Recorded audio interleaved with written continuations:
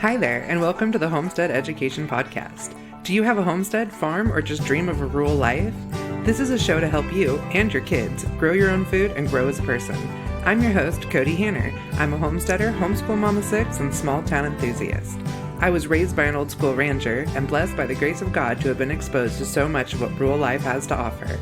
Join me every week to talk about homesteading, homeschooling, and growth with a homestead education. Hi, everyone, and welcome back to the Homestead Education Podcast.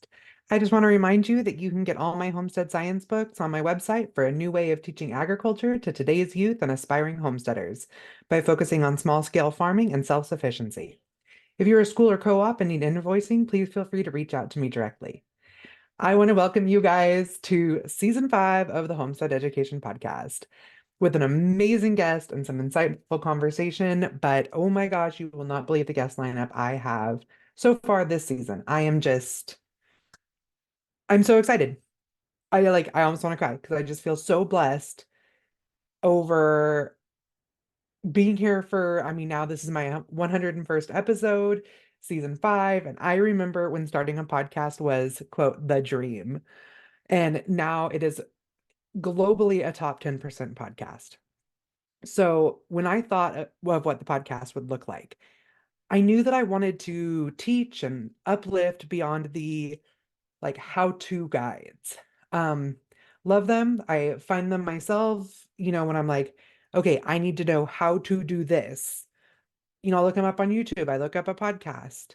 But I knew that I wanted to do a little bit more. And it kind of goes with the basis of my whole business is that I wanted to enlighten and help you grow in addition to some of the brass tacks of homesteading, homeschooling, and really just this way of life that we are all drawn back to right now.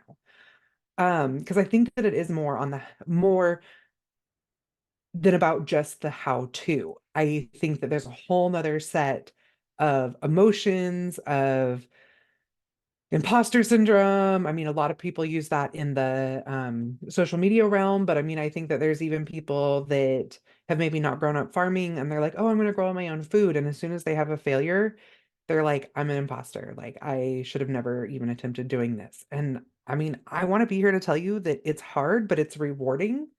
And that there is a whole bunch of us out here just rooting you on.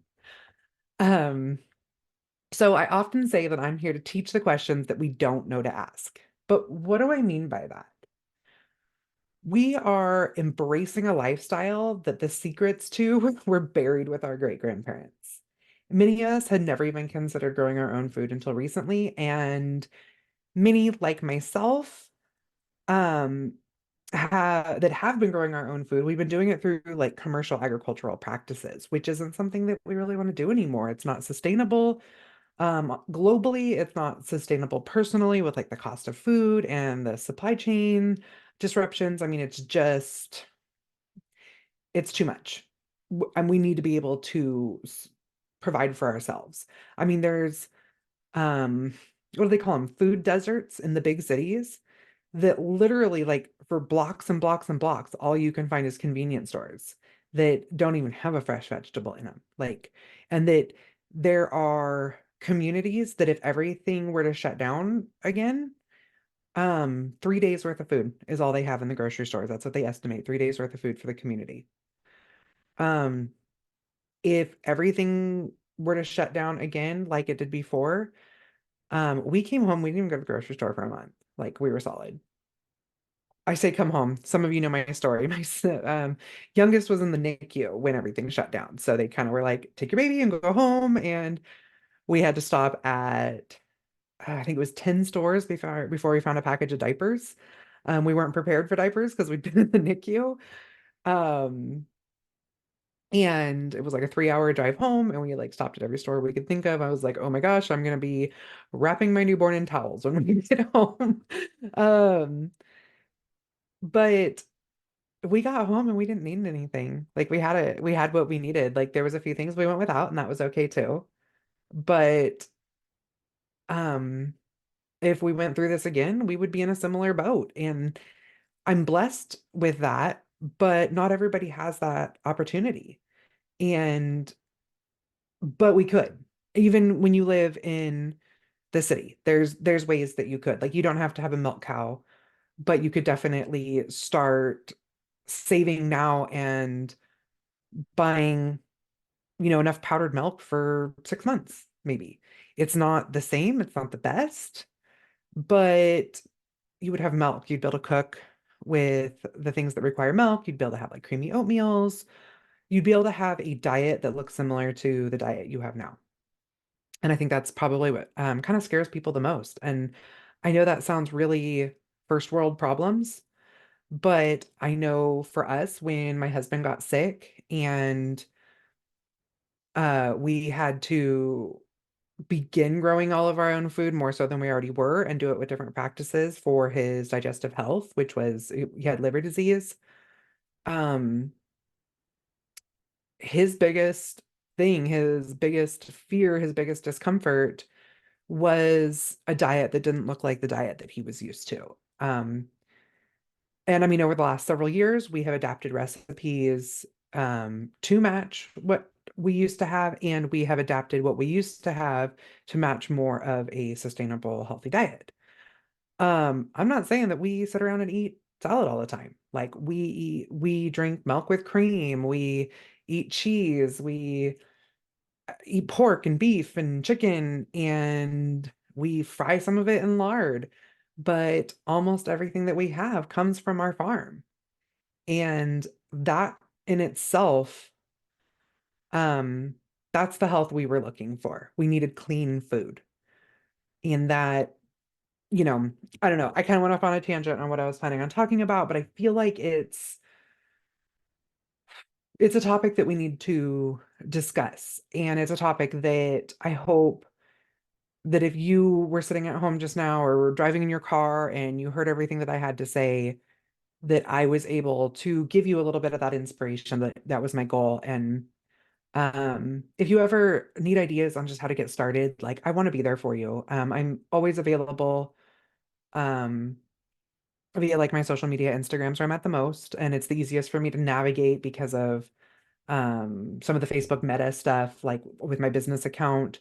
My Facebook messages kind of come through weird.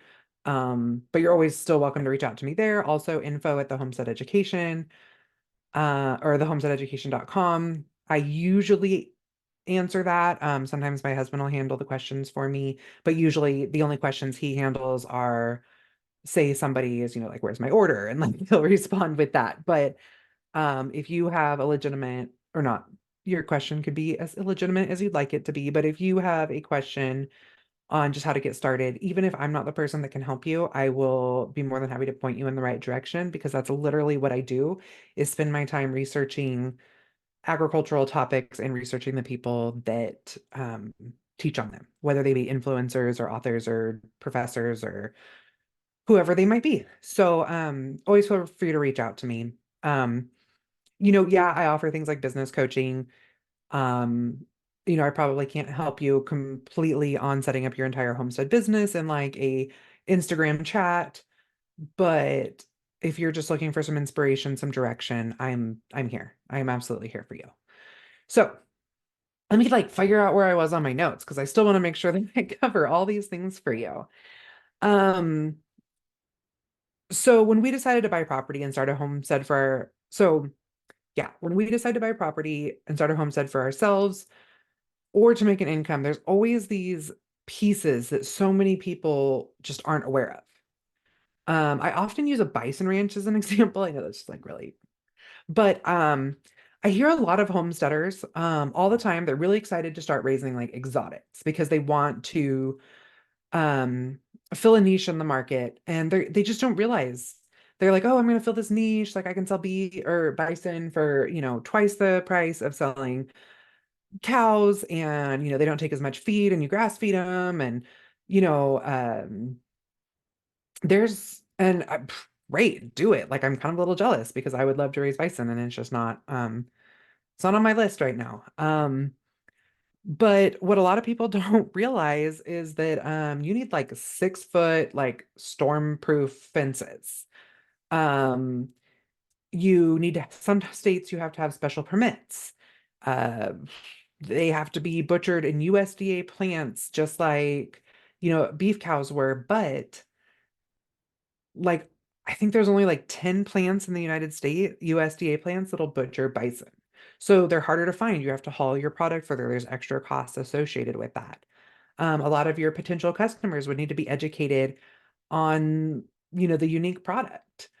And this is the one that's a real kicker, is everything has to be marketed online now, which, I mean, that's a whole nother learning curve. Like, you can't just be like, yeah, I have bison steaks. I'm gonna, put a flyer up at the store, which, hey, flyers still work. So, I mean, that's do it. But so much has to be done via social media. And there's rules and there's special ways you have to do it. And you get shadow banned and you have to know how to work Canva to do graphics if you want to be competitive in your market. I mean, it is just, there is a whole nother like can of worms right there, even to be able to get your product sold. And then when you're like, oh, I'm going to buy a book to learn how to do it, because this is like, there's this like 100-year gap of the last time we were a self-sustaining society. You find a book on the topic and it's either 150 years old or it's based on a style of agriculture that you or your customers don't align with. And I don't know, I want to be this person here to teach you those things, and not even to try to deter you from doing it, just because I'm excited for you to do it and I don't want you to end up costing yourself extra money or getting in over your head. And that maybe I can help you with that little bit of, oh, I didn't need any, no, I needed to do that. Let me handle that before I move on any further. So this happens for homeschoolers as well. Like, I kind of just went on this huge like homestead path, but this is a homeschool podcast too. So um what I found is that, like, you don't know the benefits of unschooling if you don't know that it's a thing, or that there are hundreds, if not thousands, of curriculums out there on every topic for every learning style. And guess what? You don't have to use a single one. You can literally watch a YouTube video and talk about it. You don't even have to do that. You can literally just teach your kids things that you know. And on that note, you don't have to have a degree in math to teach your kids math. Because honestly, I don't know a single homeschool curriculum that doesn't exactly tell you how to do it. And if they don't tell you exactly how to do it, they probably have videos or something to teach your kids. So, like, don't feel overwhelmed by these options. And I mean, honestly, at this point, like, I have curriculums, but like, we kind of unschooling is kind of a child-led thing. But I don't know. This might all sound a little bit extreme when it comes to the homeschooling, but so many of us are desperately pursuing lifestyle choices that in today's world that don't come with a manual. And I hope that I can be the person to, if I can't provide you with that manual, that I can provide you with the information you need to create that manual for yourself. So I hope that I can been able to and will continue to be able to inspire, uplift, teach you, and help you grow. So if you are feeling burnout on research for your next big adventure, or any of the things that I just spewed out on you, this was supposed to be really uplifting, and I think I just totally, like, I bummed myself out a little bit, so I hope I didn't bum you out. But if you're feeling burnout on research, I did write a blog this week that goes over all the steps of how to avoid research burnout. And I'll link that in the show notes. And again, I hope that that's not what I did, because that was not my goal.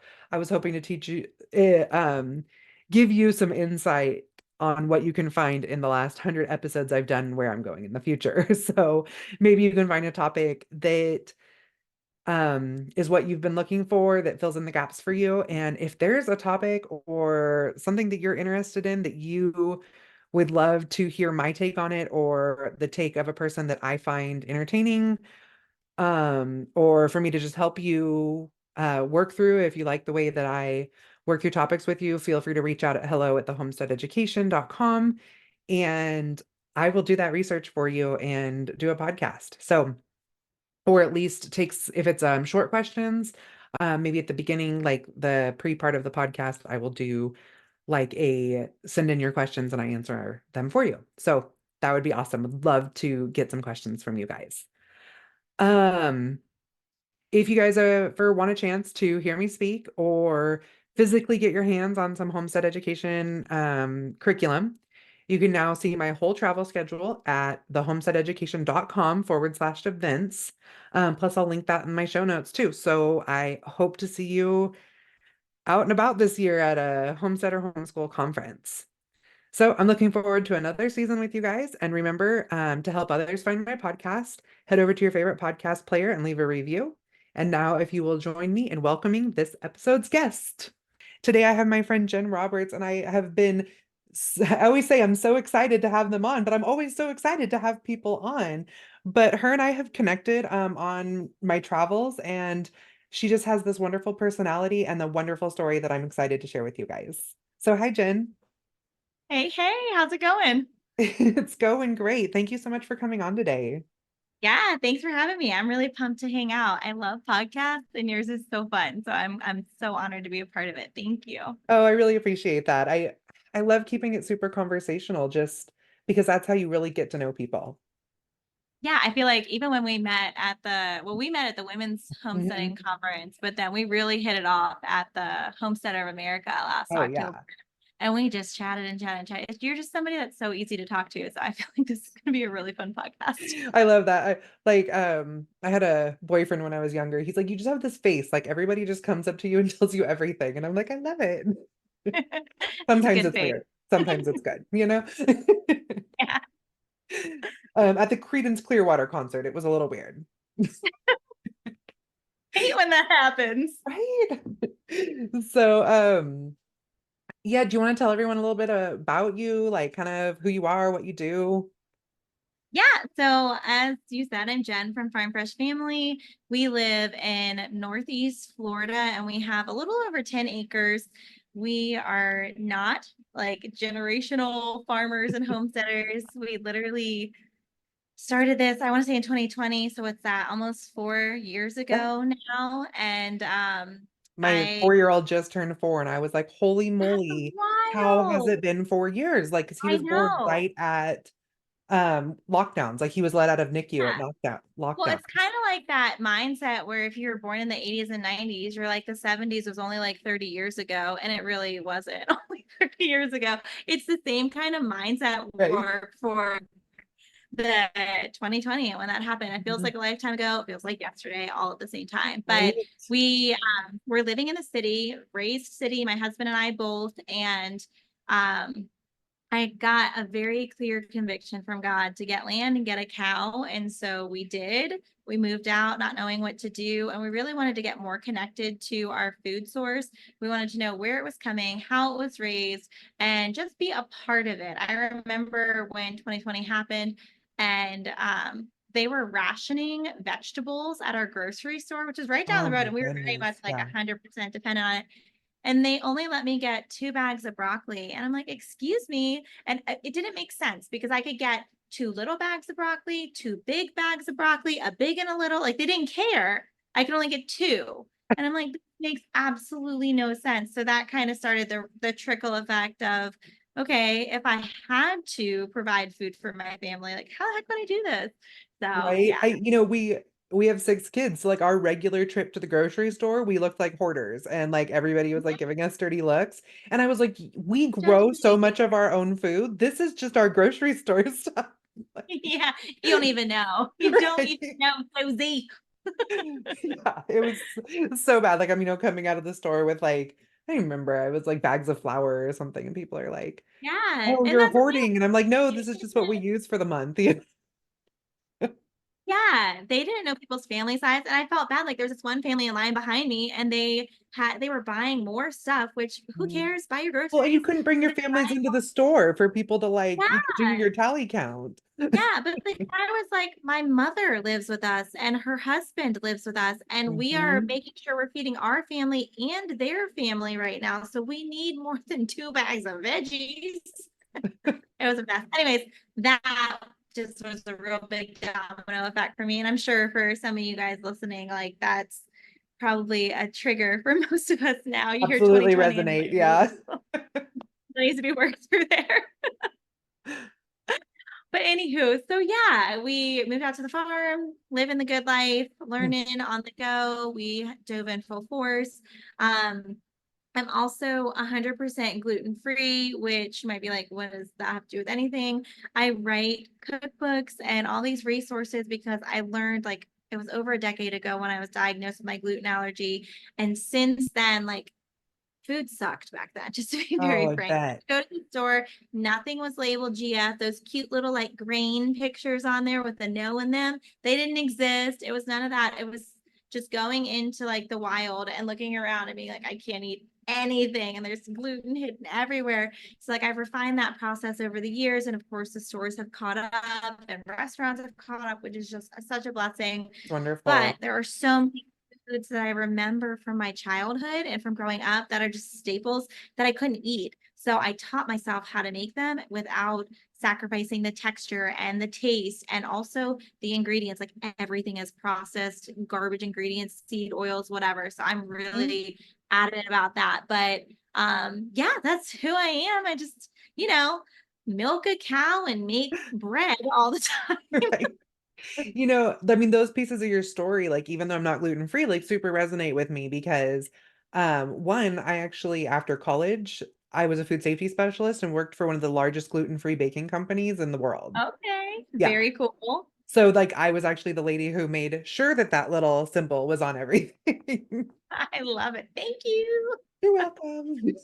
I know Yeah, but it's so helpful now. Like people who are diving into the gluten-free world now, I know it's overwhelming, but like just looking at it, I'm like, gosh, what a gift. You can literally walk up to a shelf and it'll say GF with a symbol on it. yep. That was not the life I lived. Although I really always have to laugh when you like buy a bag of broccoli and it says gluten free on it, and I'm like, really, we're going this, we're going down this road, really. Like it's good to know that you didn't roll my broccoli in some wheat. Thank you so much. Right. But in the same respect, there are things that you would never expect gluten to be in. And then you get it. Gosh, I've gotten gluten so many times. And so my gluten allergy is not, it's not celiac, which I know is where a lot of people's minds Mhm. go. They're like, oh, okay, upset tummy and lots of bathroom problems, which also really is terrible. There's Yeah. no like comparison here in the ball game.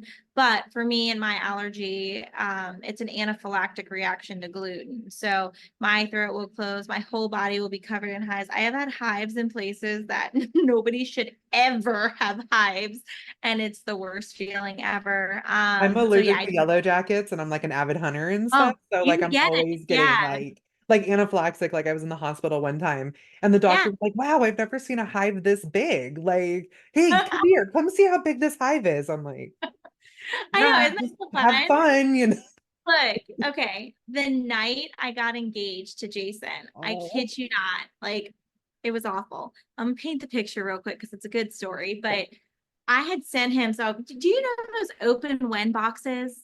Like when you put the letters and it's like open when you want to get engaged, open when you want to get a dog, open when you're feeling sad, whatever. I made him a whole box of that for the year before. And one of them was open when you want to get engaged. And I wrote out this elaborate proposal. I'm like, I would love to be in a beautiful beach with crystal clear blue Oh, water and like just have the scene set and delicious foods and drinks. Well, I really said it. And then I sent him a picture of the ring. I'm like, this is the ring I want.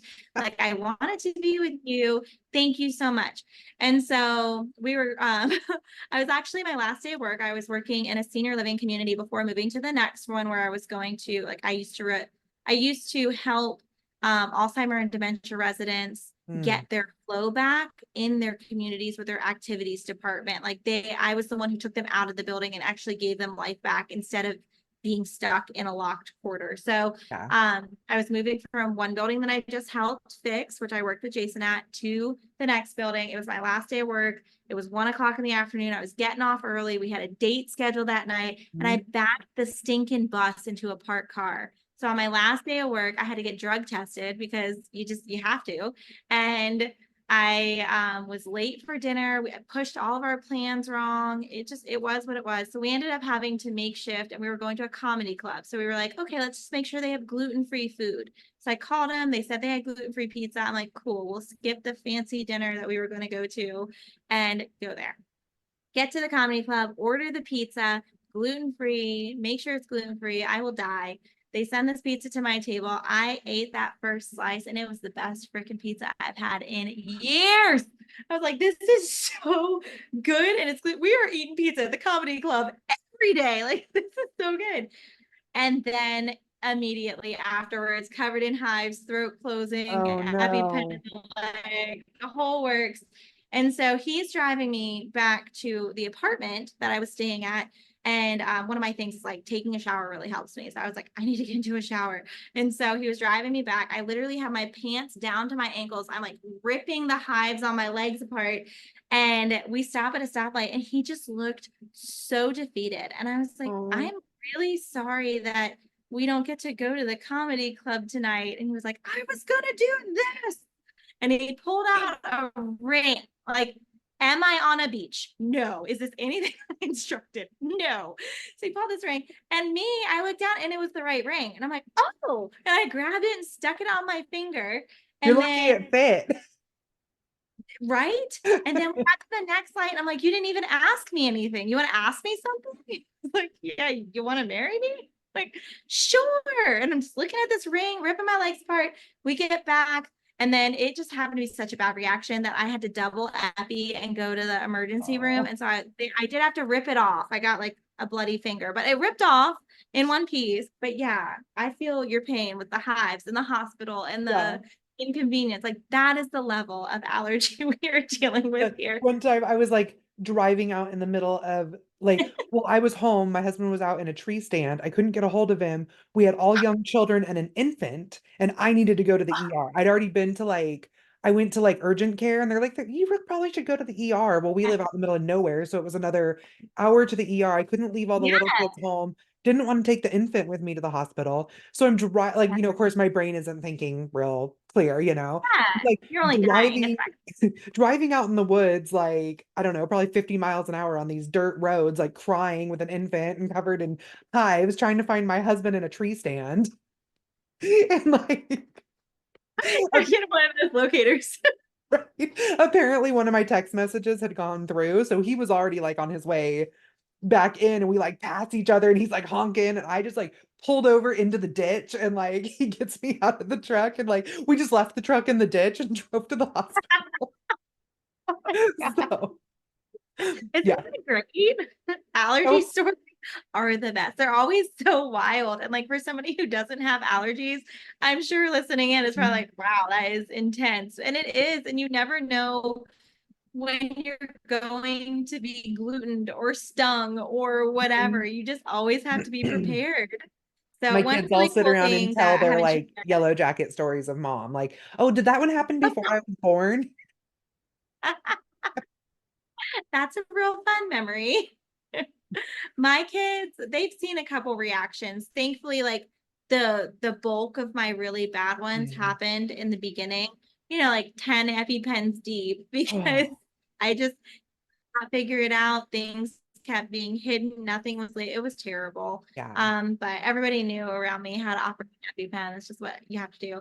But now it's so cool. So if you guys follow along on Farm Fresh Fam, you probably already know, but I have Oakley and she's a gluten detection dog.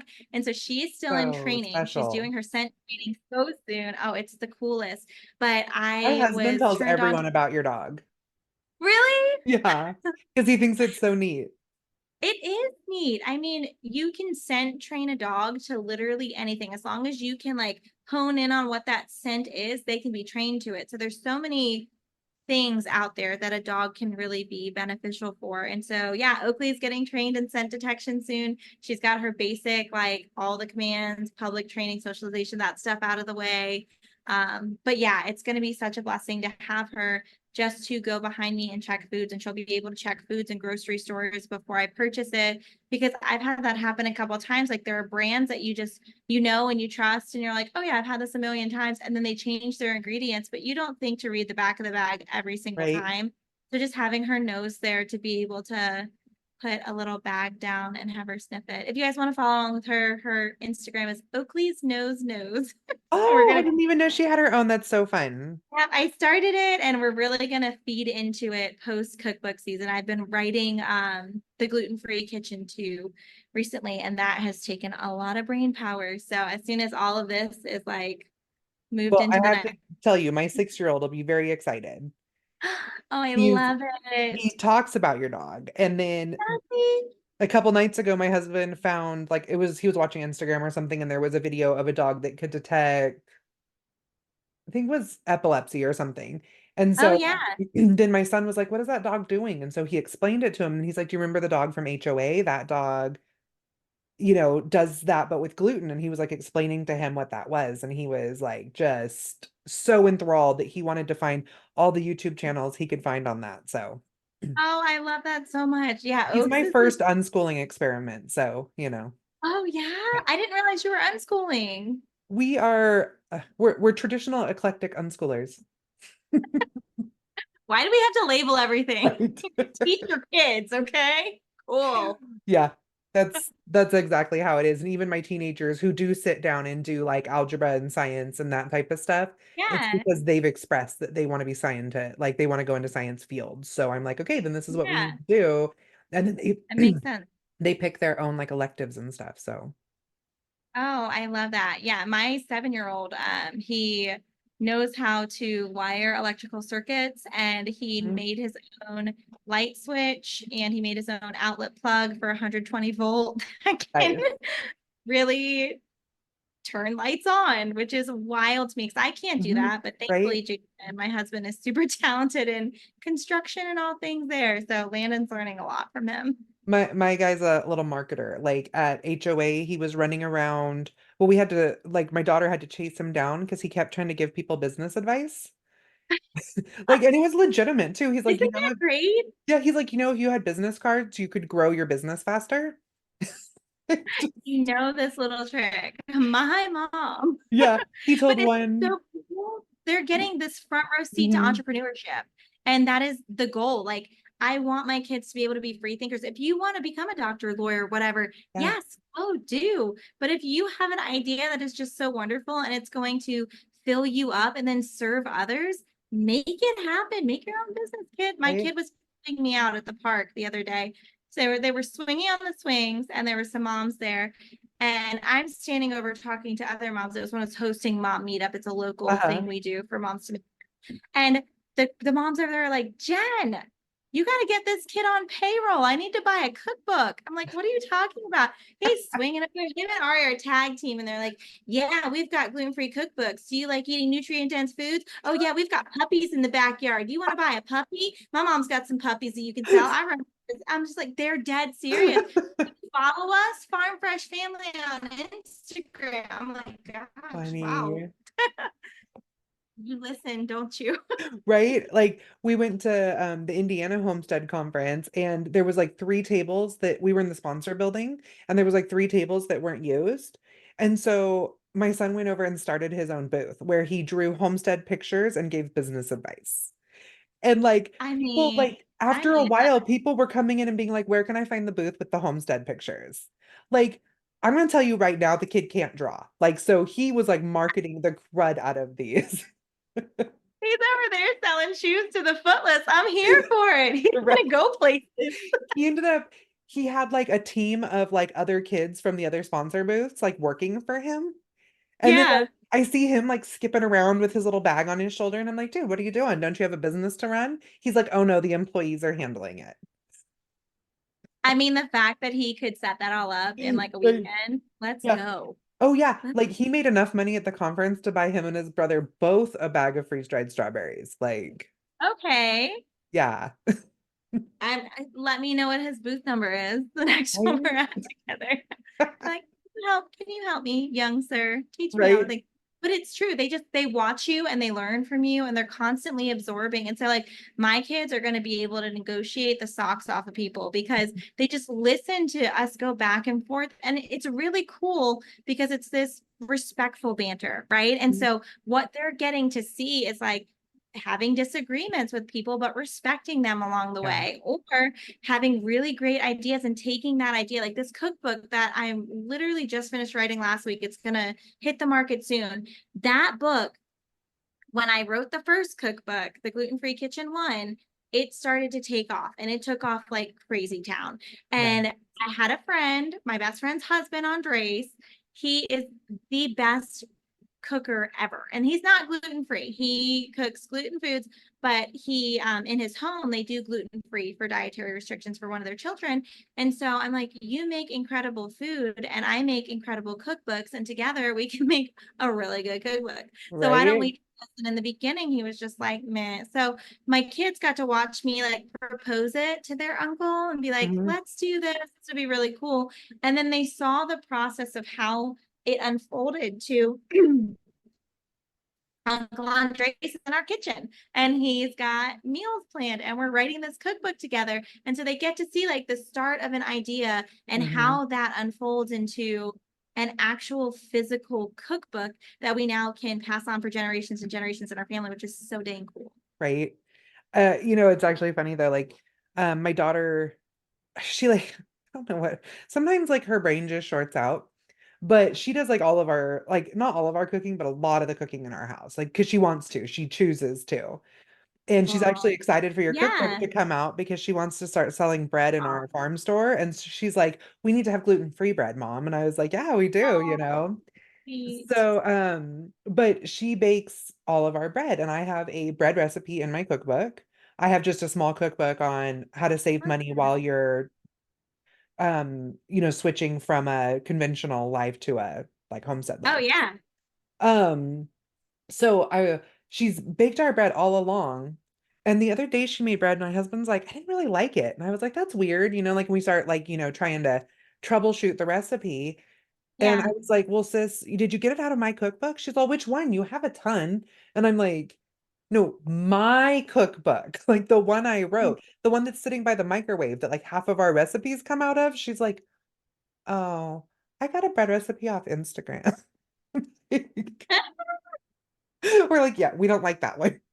Like, it took me years to master this bread recipe that we've been eating in our Yeah. house for, 8 years. And you found one on Instagram and just started making it. And like, she was like, I forgot you had one.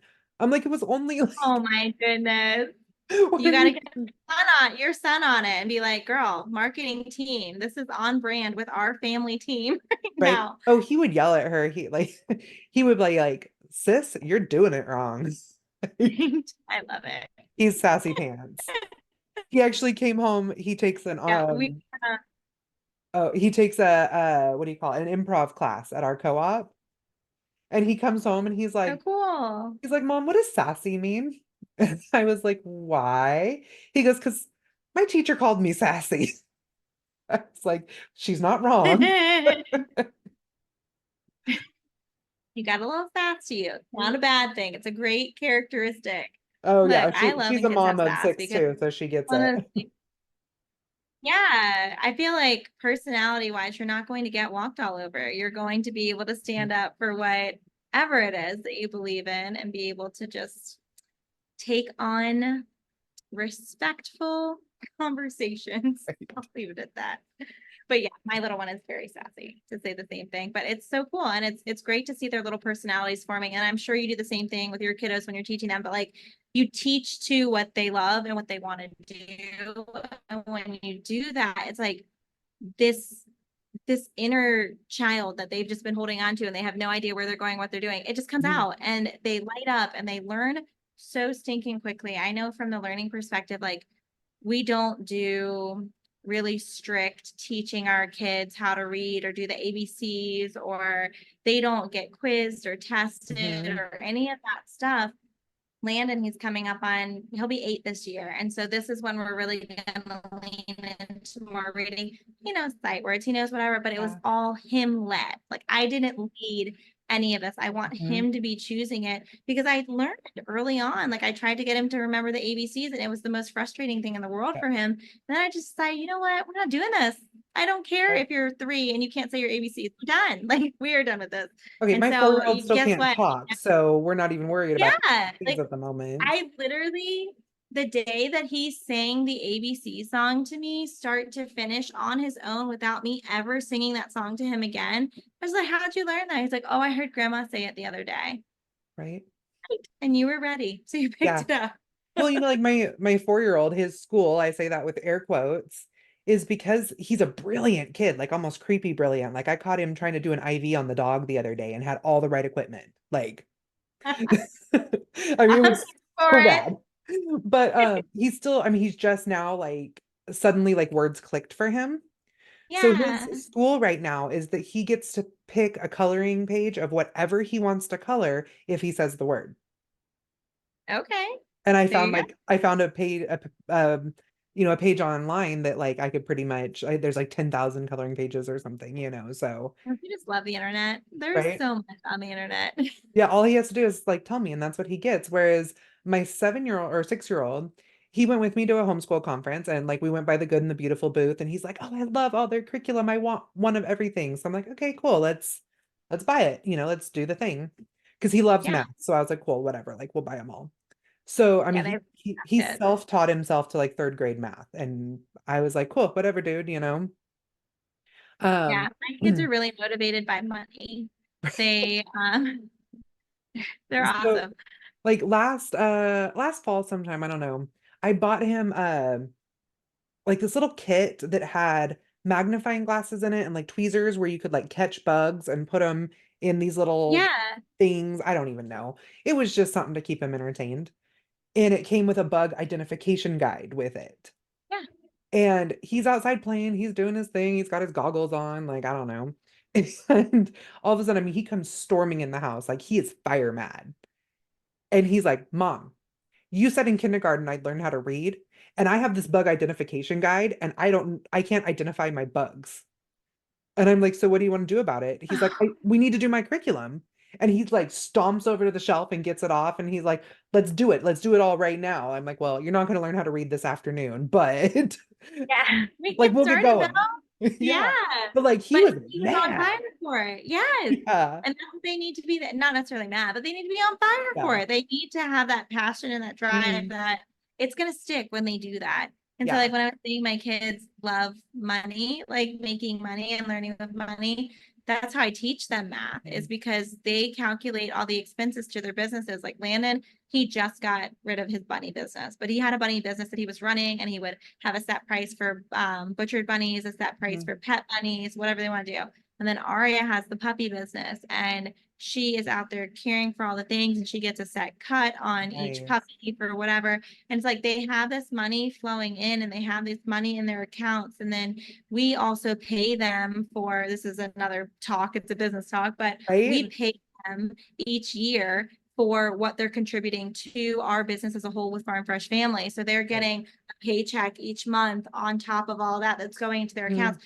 They have legit money that they are working on. How much do I save? How much do I serve? How much do I spend for things that I want? How much do I set goals for X, Y, and Z? How much does my business cost to run? Like they have all these expenditure things that they're going through. And that's where they're learning their math. And then they're thinking about like, what do I want to do moving forward? How much is that going to cost? How much more do I have to make? How do I figure that out? Like Yeah. it's the coolest thing, but it's all them led. It's not Yep. me being like, sit down, we're going to do some math today. It's Yeah. just this is Well, how our that's life is my flowing. kids each have a sow, and that sow, we, we figure out how much it costs to feed her for the year and that type of stuff. And then like they figured out how many piglets out of each litter they get to sell for their own pockets. That's And awesome. then both of my teenagers have Clockify on their phones. And so like there's certain chores that like that's just you're part of the family. Like you just do those chores to be part of the family. But then there's certain chores where I'm like, "Hey, I need you to do some shipping today." And they can just turn on their Clockify and come in here and do the shipping, and then I pay them off that. Yeah, I love that so much. Mhm. Oh my goodness. I just went to a thing today. My best friend is a chiropractor and she was leading this talk on parenting. And there's this book called Hunt and Gather Parenting Oh, I love it. and Gather Parent. Have you read that book? No, but I'm writing it down. Oh, yeah, definitely write it down. So it basically goes into how like other civilizations raise their children and how our civilization, Western civilization, raises children completely differently. And we don't even look at the emphasis on what we're doing and how that's going to impact them as a whole. And there's a couple really awesome key points in it. But the things that I took away from it today were like, you you don't necessarily do like this stuff independently. So it's not go clean your own room or go do this by yourself. It's we're doing this together as a team and we're creating this culture and it's come here with me if you want to and learn beside me as I'm doing. I'm going to do what I have to do for my Mhm. day. There are things we have to take baths, we have to make food, we have to do our chores, we have to take care of the animals. Like this is going to get done. So if you want to model that and come alongside me, you can come at any capacity. You can stop when you want, go when you want, do as great a job or not, whatever. But Yeah. we're not commenting or affirming them through praise. And so that's a huge thing for our society. It's always like, good job, you're doing so awesome. That's incredible. But what that's doing is tagging this positive, like, oh, I feel so good because I did a good job doing Mhm. this thing. I did this right. And I it's I taking always away thank them the for what natural. they did for the family. Yeah, that's it. That's what you Yeah. do. Thank you for what you're doing for the family. It's like you have this goal and you're leaning into that. You're gonna love this book. It's Oh, incredible. I'm excited because that's Yeah. exactly what I teach on, like what I speak on at conferences. Oh, yes. And Is that's what it is. I Like, call it raising self-sufficient kids. My kids call it yeah, the mean mom speech. yeah. I love it. But it's so But true. It's like yeah. I'm not telling you to go clean your room by yourself. And that's another thing is the expectation. Like you still have to model, like you have to grow you in order to grow Yeah. your people. So you when you're like, okay, let's clean this together. Like you clean up the books over there. I'm gonna clean up the Legos over here and let's do it together. And then in the same in their mind, like we're all helping each other in Mhm. all spaces. So when you're in the kitchen and I'm cooking the food and they're cleaning the dishes, it's the same concept, but it doesn't feel like And then somebody's by the forcing me. time they reach teenagehood, it's like, yeah, my teenagers might be out putting a fence in by themselves, Yeah. but they're doing that for the better of the whole family. Oh yeah, it's And a family that's team. it's so nice because like I work with my like small children and have Yeah, them there beside me, and sometimes it makes it harder. Sometimes it makes it take it longer. 100% does. Yeah. Yeah. And sometimes my 4-year-old makes a 7-layer honey sandwich, microwaves it, and eats it in the dryer. But he was fed, and that's the important part. Yes. Um, But it's the thing, it's the journey. Like they're watching everything you do, just uh-huh. like what they're watching with what we're saying and how we're putting ourselves out there. They're watching everything we do for homemaking and the work. So if you have them with you more and you're the influence over them, Mhm. that's where their life is going. That's the direction they're going to Yeah. go. It's like you're going to be influencing them in this direction and you can expect a similar outcome. And like if you're being servant hearted to them, they're going to be servant hearted to you right back. Mhm. And it's the coolest thing. People are always like, how are your kids such good friends? They don't know not to be such good Right? friends. No, like Well, because they don't competition. have those outside influences to, Yeah. And my when you're kids are, homeschooling, like they don't see that, like, yeah. I call it sheltering from like the culture of relying on systems. And one of Yeah. those systems is that you don't like your siblings, that you don't obey your parents, that you make fun of your spouse, like all Yes. those All things. things Yeah. that tear the family unit apart. And we're not for that. And that's the thing. Like my kids are Or in, degrade your spouse, because my husband and I, like, one of our love languages is making fun of each other, but yeah, yeah, yeah. But it's loving and it's something that you guys like that's how your Mm. language works in your home and your family. Is that Mhm. like my I will never speak ugly of Jason anywhere. Like it's not my business to speak it to anybody else. If I have something ugly to say, I'm bringing it to him and I'm like, Right? "Excuse me. This is how I feel. This is where I'm at." But it's not going to go to social media. It's not going to go to in front of my Oh, kids. no. Like they can watch us disagree. They can watch us have a healthy Mhm. disagreement. But even when we disagree, we're not ugly with each other because it's so important that we are growing ourselves in order to grow Mhm. these kids into who we want them to be. Yeah. My husband and I talk about it all the time because we grew up in, like, both of our parents were divorced and there was like cheating and all Mhm. these things. And we're like, at the time that was so normal, and all of our friends were in the same type of families. Like it was a normal thing in like Yeah. 80s and 90s, Yep. And like I love that part of this homestead movement is like that focus on the family and like how important they are. Oh, 100%. And that's the thing too. It's like you can have these environmental factors that have happened to you in your childhood, young adulthood, Mhm. whatever. But in order to change the way things are going to go for future generations, we're the generation that has to be like, we don't accept that. Yeah. We're going to change and reroute that direction. And so, like, a lot of stuff is falling on our generation of Mhm. parents to work through our mental mess, to work through what we've got going on inside our inner work Right. and find ways to do better for our kids because I don't know, I just feel like this really strong conviction in our generation to take what happened to us and instead of running and doing that, pushing that on the next generation to really find ways to heal and restore and create a generation that doesn't have to navigate all the Right. things we do. I went off on this really long tangent this weekend about like kind of separating ourselves from all of those things. Yeah. Some of it's separating ourselves from media. Sometimes it's okay to like step away from like the prying ant or whatever it is. And I was like, and if you need it, I give you permission. Uh, And this gal came up to me afterwards and she was like almost in tears and she was like, thank you for giving me permission. She's like, I know that seems weird, but sometimes you just need to hear it. have And you read the book, The Energy Bus? no, but it's in my cart right now, thanks to someone. Bump it to the top. Oh, it's me. Yeah. um, bump it to the top. That book, Okay. everything you're saying right there, just bump it to the top. That book is gonna Right. bless your socks off. I'm reading The Mountain Is You right now. I have this really bad problem where I read like six books at once. Do you But finish any of them? yeah, absolutely. I just have them like strategically placed throughout my house and then on my phones, like if I'm in the car or whatever. No, I've already read like 10 books this year or something. That's wild. Yeah. So, but like my self-help one right now is The Mountain Is You. But my raising kids one, I'm almost done with it. I only have like 2 hours left on the audiobook, is Okay. The Battle for the American Mind. Mm, And I am just like jaw dropped over the things that I'm learning in there.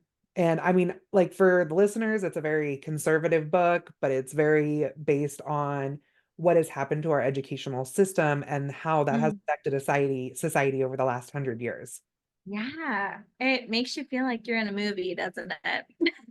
Like A little bit. it, mm.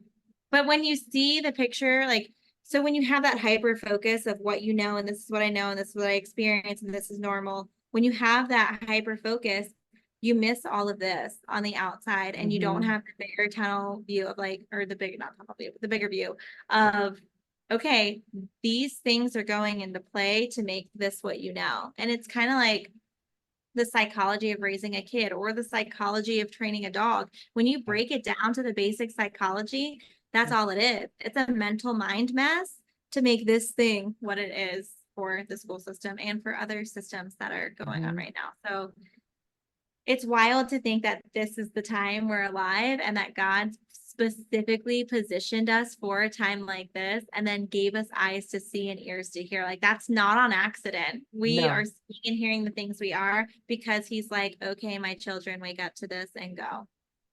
Yeah, I love that. I when I hear great things, I have to write them down so I don't forget them. Well, you're recording, so here it is. Right. I've learned to just not edit it out unless I absolutely have to because that makes us so much more real. Oh, I'm here for it. And I love this style because if you see me, please, anybody who runs into me and recognizes me, please say hello to me. I can't tell you how weird it is to go back to my DMs later and have messages of like, I saw you and your kids out. Like, no, don't do that. Or I saw you, but I didn't talk to you. Come talk to me. Like, I am going to be just like what you're hearing here. This is who I am. I love meeting new people and making friends. The same way I met Kody. I just walked out like, Right?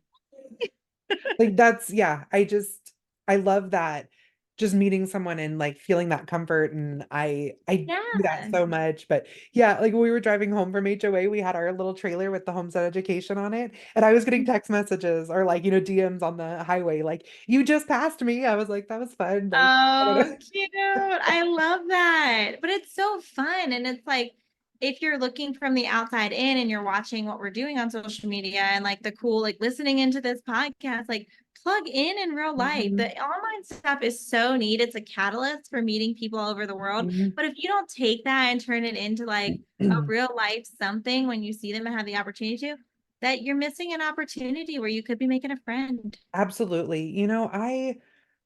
I grew up like in a little nest of like a town of 1700 where we were sixth generation, and I had my two best friends that we were friends since we were 2 years old.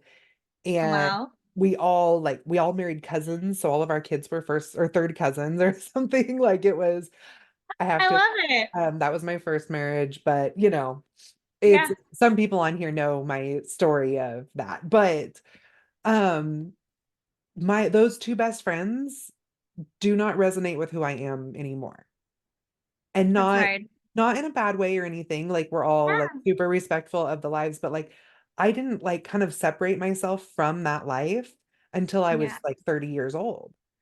And so yeah. I spent like 30 years in this nest of life. And Mhm. now like I love the community I'm in now. I love my immediate family, of course, but Yeah. I miss like having that girlfriend and Mm. somebody who really gets what I'm going through, because like Yeah, even when I can call like my best girlfriend that I grew up with, yeah, she doesn't get what I'm going through at all in any way, because I want to call and talk about like the issues with my cow or the issues with running a business at the level that I'm running. And yeah, that's so far beyond when she's living in an apartment complex and works for like a county office. It's just a yeah. That's 100% just having to grow into new seasons. And it's like we get so comfortable and caught up with what we've already created that we stay there because it's Mhm. comfy and cozy, and going anywhere else is uncomfortable. I was in the same boat a couple of years ago. I was 7 years ago, 8 years ago. Um, and I put myself out there and it was uncomfortable. And there were a lot of like hits and misses. But then I started Mom Meetup Jack. So when I started that, and maybe you should look into starting something locally where you are, or plug into something that's already Mhm. started. But if you're listening, have a community of moms around you. It's so important. So when I started Mom Meetup Jacks, my goal was literally just to make more mom friends and build a tribe. And honestly, I'm not the girl that you take to coffee one on one. Like, I'm very much, I know if we hit it off, I know if it's going to go somewhere. I can tell like Mhm. very quickly, because not everybody's your person, and that's okay. And that's the energy bus principle 100%. Once you realize that, it's not like a blow to your personality or a blow to who you are and who God made you to be. Everybody's just not meant to be Mhm. your person. You've got a Yeah. select few that are. You don't want everybody to be your person. Let me tell you, Yeah. you could Ooh. not handle the emotional load of everybody's baggage if they were all your people. Like, I've got my people, and my people that I have, I will tell you, they're no, thank you, no more. It's a lot. My It's a husband's lot. time Not checking more. me. I was like, how, like, I just had a text message come through. I'm like, how did that come through? I'm on, like, do not disturb. It's my husband. He pushes them through. Time Oh, check. 38. Oh my goodness. I didn't even Um, realize. We're just chatting it up. it's totally fine. Our kids do youth group on Tuesday nights. Oh, cool. And for us on the West Coast, it's only like 5 o'clock right now, but we have almost an hour drive into town. So, Uh, but, I get that. That country living. I relate 100%. right? So I do want to like, I mean, God, this has been such a fun conversation. Like I could continue forever. And I think that it really, I mean, you said it yourself, it's not on accident. Like Yeah. knowing who we are, who we can feel comfortable with, and just kind of showing like our true stuff. But I really want to take a second to talk about your gluten-free stuff a little Oh, bit, yeah, just for sure. because I think there's a piece to that. Like, okay, so sorry, I'm like all over the place. Oh, I'm here for it. Let's go. This is Right? like conversations with kids. I'm Yeah. trained for 7 years deep. Let's go. So my husband had was diagnosed with stage 4 liver disease 7 years ago. And that has been our biggest one. You mentioned it before, like you had all these foods of your childhood that you're like, I can't eat them anymore. Yeah. And that was the hardest thing for my husband is he had to change everything about his life. And like food was like the only thing he had left, and none of Yeah. his food looked the same anymore. So Well, that's been our life, is making his food look the same, which I have to say 7 years later, he has a fully healed liver. We were oh, told praise he had a, God. yeah, we were told he had a year to live. Like, so Wow. yeah. Isn't that And then, crazy when you change diet and lifestyle, how things just miraculously get better? Wow. right. I mean, like when they say fully healed liver, it isn't like, oh, great, you're still alive 7 years later. We're not sure that how that happened. They're like, wow, like you don't even have a diagnosis anymore. I mean, there's only one explanation for that, I And think. it's Praise our, God. That's yeah. incredible. But it, but you know what? I look at those things like his diagnosis, my diagnosis. Hmm. That was the biggest gift that I ever received. And I say that because how I was Hmm. eating, how I was living, what I was doing, my mind had no thoughts on anything outside of me right here, right now. Let's go. Hmm. So growing into learning about like, okay, there are processed foods or in our foods, there are things going on with our food system, we have chemicals everywhere that I had no idea were a thing, but they're a thing. And just all these overwhelming things that I've been living in this protected bubble of like, nothing exists outside of whatever.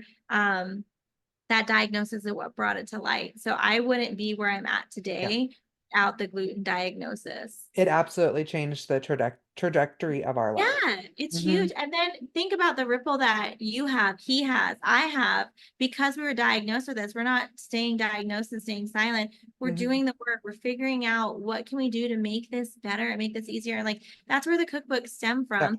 Literally my childhood foods that I'm used to eating and that I love, that I had to find a way to make it gluten free, but also find a way to make it really good because in our family, we don't have gluten in our home. So Mhm. that means my kids and my husband, whatever food I put on the table is what they get. Yeah. And we feed the farm. So we're on a multi-generational farm. I don't think I mentioned that earlier. My parents actually live on the farm with us. So Mhm. I'm always like running next door. I'm like, kids, go grab some more butter from grandma's house. Bring it back. Give me this. I need that. It's so nice.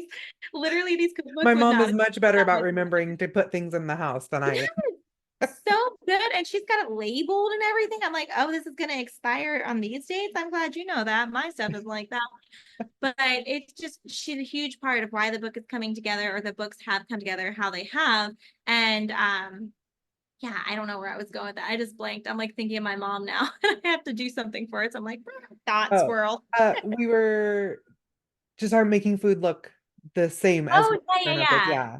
Yes. So like I grew up on fried pizza. Most people have no clue what that is, but essentially it's this dough and you like put the cheese and the sauce and the other special things in it and then you close it up and roll it up. It's kind of like a pizza empanada and then you fry Okay. it and it's the most Ooh. whole thing. It's like crunchy on the outside, soft on the inside, ooey gooey cheesy. It will change your life. That dough is incredible. And I missed out on that for so many years until I realized and figured out how to transform that recipe from being gluten to being gluten free. And you know what? I served my mom that pizza now, and she's like, this is delicious. It tastes just like mine.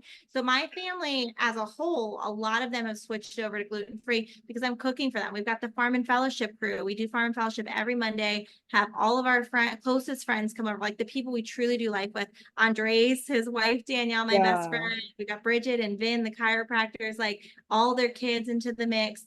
And I cook dinner for them. They cook dinner. Everybody cooks gluten free. So we have to have good food because we're also Italian and like not having Wow. good food is a bad thing. Yeah. No, I get it. I think that was like I said, my husband and I grew up latchkey kids. And there was a piece of that like, and I think there's a big piece of our generation that goes, I want to pursue this lifestyle, but Yeah. I don't want like one of the biggest pieces of my life to change, Yeah. and or I don't want the work that goes into it. And I think that Yeah. people like us are able to help Well, show I that don't like you don't have to live in the kitchen. You don't. And Yeah. you can batch things.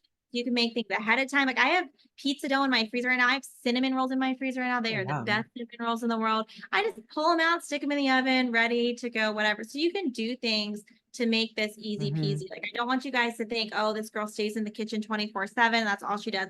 That's only cookbook season where I'm making Right. 9,000 recipes at the same time to shoot all the pictures of them and get them in the book and shoot them in the Yep. book. But outside of that, it doesn't look like that. And baking from scratch is not overwhelming. It's the silliest, simplest thing that you can do, but just learning how to do that. And then I also know like fresh milled ingredients are so intimidating. But guys, literally, let me just break that intimidation down for you. I want to break the barrier. You buy the grains. You don't have to harvest them. You can if you've got it all going on. I don't. I buy the grains. They come in, I Yeah. sort them really well. I turn the machine on with the button and I pour the grain in, and that's legit it. And then it turns into flour. It's the easiest thing. So when you Right. hear fresh milled cinnamon rolls, and you're like, oh my goodness, I could not you if you can hit a Right. button and pour, you can. And like I even have like a vacuum seal thing that I can do a bunch at a time. Yeah. Although I would tell you, I don't know why anybody uses like Scentsies or diffusers or anything. I just want to mill grain in my kitchen all the time Oh my because the goodness, it smells smell so is good. And when you put those grains together, it makes this like bread that just smells so delightful in your everything. Just bake and your house will smell good. So we're kind of getting a little closer to the end of our time. My Sure. favorite question for everyone is what does keep growing mean to you?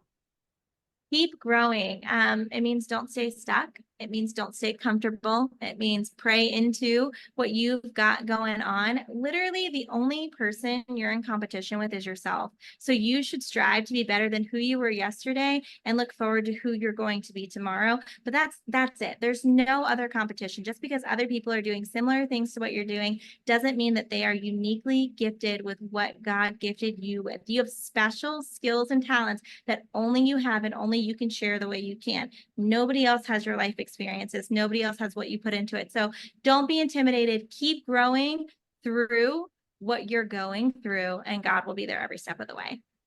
So beautiful. Do you want to tell Yeah. everyone where they can find you? Yeah, I'm over on Instagram at Farm Fresh Family. You can also go to my website, farmfreshfamilyfl.com. Apparently, the other farmfreshfamily.com was taken. So we can throw the Florida in there, but now you know where I'm at, sunny Florida. Right.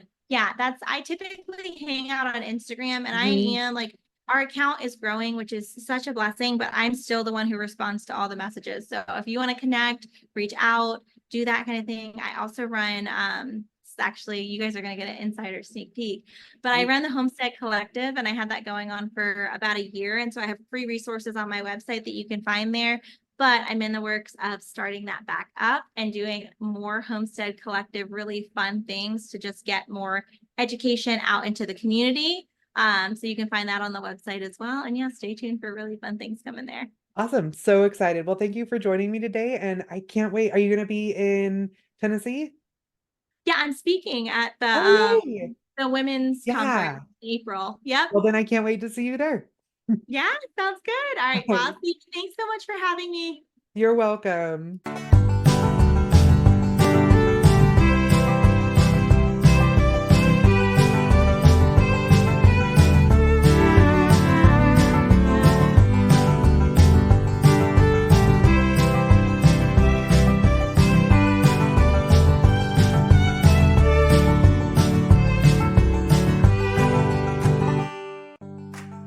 Thank you for joining me today at the Homestead Education, and I hope that I have given you something to think about this week. To help others find me, please comment and leave a review on your favorite podcast player.